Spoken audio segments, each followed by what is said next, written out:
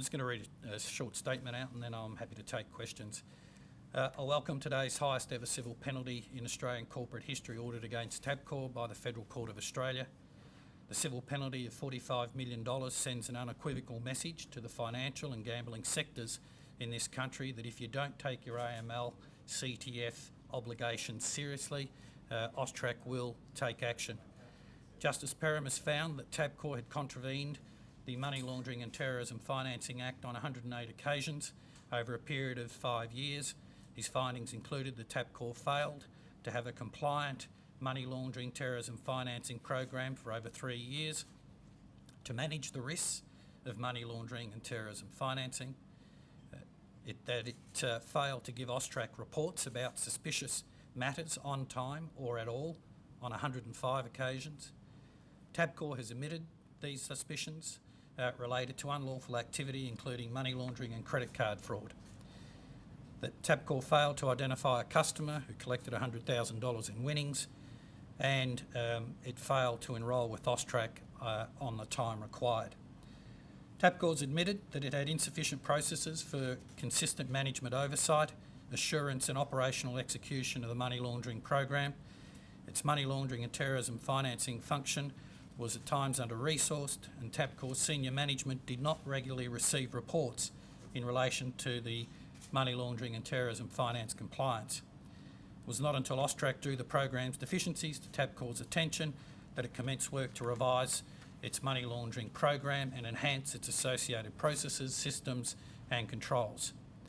There can be no doubt that this was a serious failure in the corporate governance, and the size of the penalty reflects a significant and extensive non-compliance.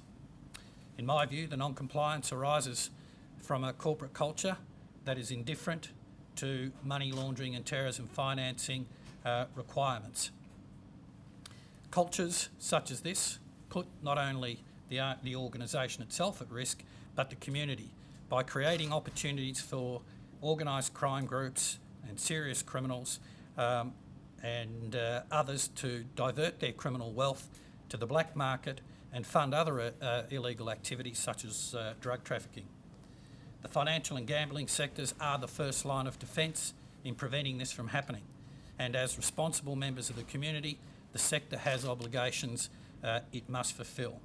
This is why AUSTRAC took action against Tabcorp. Quite simply, it failed in its obligations. This outcome sends a clear message to boards and senior management across all industries to ensure that they are fully informed of their money laundering and terrorism finance compliance responsibilities. You must ensure that your money laundering and terrorism financing obligations are properly resourced and that there is appropriate oversight and governance. I ask you to examine your practices, ask some hard questions about the risk and the risks involved, and develop a sustainable strategy that serves both your customers and, of course, the national interest.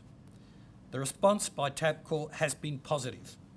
It has taken important steps towards improving its money laundering and terrorism finance compliance, including better governance measures and oversight by the board, as well as making substantial investments in time, money and, of course, resources and technology. Importantly, Tabcorp has recognised the value of a positive compliance culture, as the consequences of this matter have clearly had an impact on its reputation and bottom line. As one of the world's largest publicly listed gambling companies, I see a critical role Tabcorp can play in supporting AUSTRAC's mission in the future in the global fight against terrorism and organised crime, and I welcome the very positive relationship that has evolved since these matters have commenced. I want to thank AUSTRAC's partners who supported us during this course of action, particularly New South Wales Police, Victoria Police and the Australian Federal Police, as well as leading global money laundering experts. I want to thank the Australian Government Solicitors team led by Senior Executive Lawyer Sonia Marsic and our Senior Counsel Mr Simon White for their tireless work. I also want to thank the dedication of the women and men of AUSTRAC who, through their commitment to making Australia safe, have achieved a very significant outcome. AUSTRAC will continue to work with our industry partners to educate and support them to achieve best practice compliance, and we will collaborate with them to detect and disrupt terrorism and serious financial crimes both here and overseas. We're committed to ensuring Australia is not seen as a soft target by those who would seek to undermine our way of life and harm our society. Thank you. How do they get caught? How does that process work? Yeah, so AUSTRAC conducts regular compliance examinations of we have 14,000 reporting entities who come under our legislative responsibility, and through those compliance assessments we identify deficiencies. We then endeavour to work with the relevant organisation, and that process can happen over years, and then as we accumulate evidence as to the serious nature of the compliance breaches, we determine what course of action is most appropriate. And we have a range of courses of actions available to us. With the failings with Tabcorp, do you think that's a Tabcorp specific thing, or do you think it's systematic across Australia's gambling sector? I can only talk about the examination we've done. Tabcorp is the matter we're talking about now, but it would be fair to say from my experience and the experience of AUSTRAC that a range of the issues identified during the investigation into Tabcorp would be consistent with compliance breaches that we find in other sectors. Why do you think there is a poor culture in Tabcorp towards this? Well, I think the cultural issues don't just apply to Tabcorp. I think the point we're trying to make loud and clear is that people must take seriously their money laundering and terrorism financing obligations. They must ensure that their internal compliance capabilities understand the risks that they're facing. So we have to understand that we're talking about industries that we regulate worth trillions of dollars to the Australian economy. And so the integrity of those industries are critical. So each organisation has a responsibility to understand the level of risk they face and to then respond to that both in the quality of resources and capabilities that they have. Has AUSTRAC subsequently investigated any of the individuals who set up accounts who were linked to criminal organisations or terrorism funding, and passed any briefs on to further agencies? What I can say to you is that all intelligence that AUSTRAC receives during the process of these investigations is passed on to appropriate law enforcement agencies immediately. And in this case? And in this case, that was no exception. How many briefs have you passed on? Well, we don't pass on briefs. We're an intelligence agency. We pass on intelligence. Briefs is obviously what law enforcement agencies put together when they decide to charge people. And that's an ongoing, constant role of an intelligence agency, is to continually pass the intelligence on. And in this case, the intelligence is often in the form of suspect reports. So people who come in and for a range of reasons are identified as being suspicious, that's the kind of intelligence that we pass on to law enforcement when it's reported to us appropriately. And has there been any subsequent charges? There have been charges later against people in relation to matters where we refer suspect matter reports. Yes, it's used as a trigger often for law enforcement to focus their attention against particular individuals, and it's subsequently obviously important evidence. And can you say who the charges have been taken against? No, I can't. Can you give us a context of what? Use an Well, example of how yeah. money is actually laundered. Well, obviously, when suspect reports come in, people are obviously being identified as behaving in a manner inconsistent with what a normal customer how a normal customer would behave, and so matters that we've identified in AUSTRAC through the work that we do ranges from credit card fraud to money laundering to drug traffickers. To people who would fund terrorist organisations. So, of course, that's why the importance of compliance is highlighted, is that information can be pivotal in preventing serious crime from happening as well.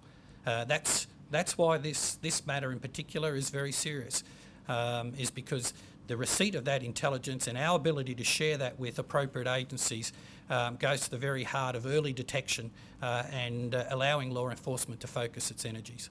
So can you say whether any of the intelligence that you've gathered through this Tabcorp case, accounts were set up by people who shouldn't have had them, has resulted in funding of terrorism, or what specifically has that intelligence found? Well, the matter that we're here to talk about is about the exposure, so the risk that comes from not meeting your compliance obligations. And when you don't submit suspect reports to AUSTRAC, as as the law requires, it compromises your financial institution. It allows you, if you like, it opens the door to criminals, organised crime and others to then use your institution to launder money or to remain anonymous in the movement of money. And that's one of the critical things here, is that organised crime and others use anonymity as a powerful tool for what they do. And that's what's really at play here, is we want to work with the industry and make sure that we harden our financial sector, our gambling sector, so that people can't be anonymous in their dealings with them, and that the information gets to us in a timely fashion. And have you found out the winner of the 100,000, and are they a criminal? That's a very good example of one of the reasons that we're here today, is the identity remains unknown. And of course, these are things that are important to us. Who the person is, and of course, who are they associated to, and who might they be acting on behalf of. This is the kind of intelligence that allows us in law enforcement to do the work that we need to do to keep our community safe. So out of the 108 breaches, out of those, is there a definite link to terrorism out of that, or do you just pass on suspicious information so you can't say Yeah.